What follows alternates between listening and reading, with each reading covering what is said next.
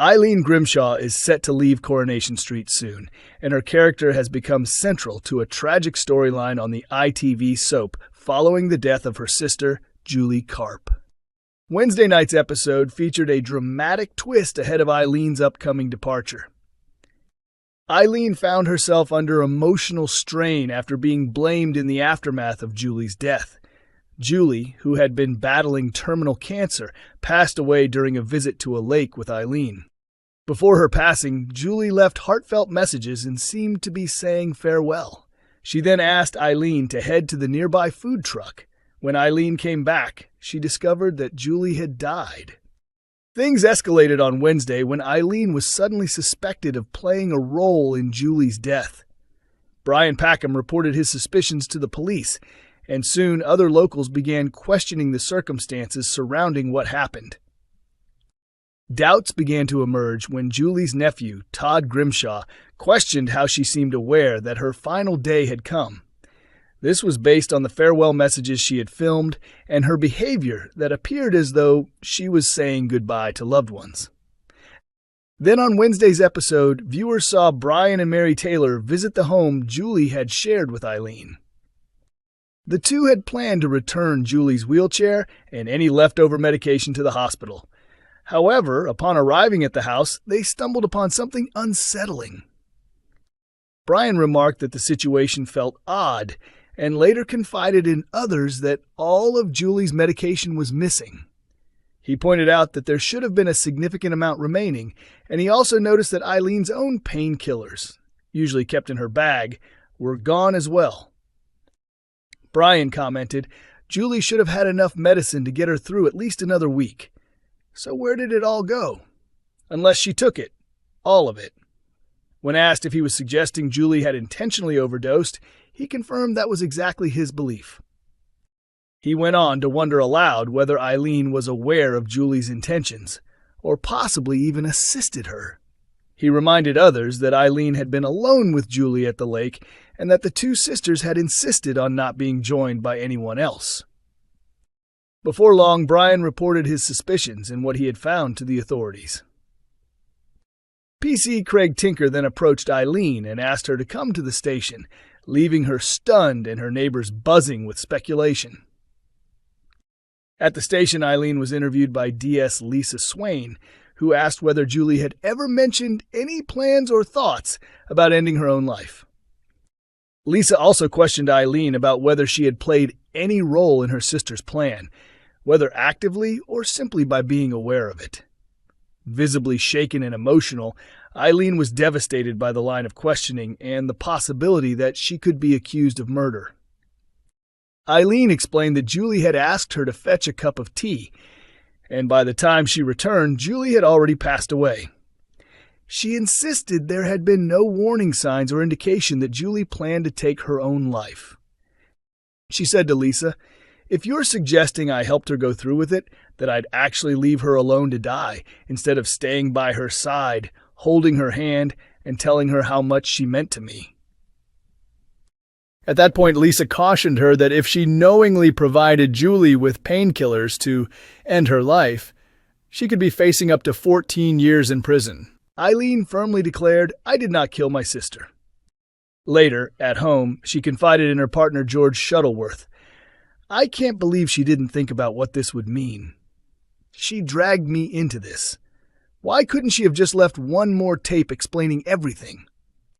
Now I'm the one who could be accused of her murder, of killing my own sister, my own flesh and blood," Eileen tearfully confessed, her voice filled with both anguish and disbelief. With actress Sue Cleaver already having filmed her final scenes, fans of Coronation Street are left bracing for an emotional and potentially heartbreaking farewell to the beloved character of Eileen. The storyline's twists have left viewers on edge, dreading what might come next in the tragic conclusion of Eileen's arc. Reflecting on her decision to leave the show earlier this year, Sue Cleaver opened up saying, "I've had the incredible privilege of spending 25 unforgettable years on Coronation Street. It's been an extraordinary journey, but as I approached 60, I realized it was time to embrace change, pursue new adventures, and begin living more fearlessly. seeking out fresh opportunities and challenges. Though Sue's departure marks the end of an era for Coronation Street, her heartfelt words remind fans that life is all about embracing new beginnings, even when it means saying goodbye to the past. Coronation Street sets up Kit's flashback as Mick torments him. The detective's backstory is about to be revealed. Coronation Street has begun building suspense for next week's flashback episode, which promises to delve into the hidden past of Detective Kit Green. The storyline began to unfold when DS Lisa Swain informed Kit that a suspect had been brought in for questioning over an assault, and she wanted him to handle the interview. Kit's expression shifted the moment he heard the name Mark Mick McAllis. The moment Kit stepped into the interview room, it was clear he was rattled, something that didn't go unnoticed by Mick, who seemed to enjoy his discomfort. In the end, Mick had little reason to be concerned, as Kit barely pressed him with questions and soon released him without any charges. When a fellow officer questioned why Kit hadn't referenced the witness statement during the interview, Kit quickly shut the conversation down. Outside the precinct, Mick approached Kit and in a threatening tone said, "We need to talk." Mick reminded Kit that they used to be friends, but said he'd clearly changed, adding, "I heard you're a cop now. I thought no way he'd ever go down that road. Just shows how wrong you can be about someone. Not the first time either."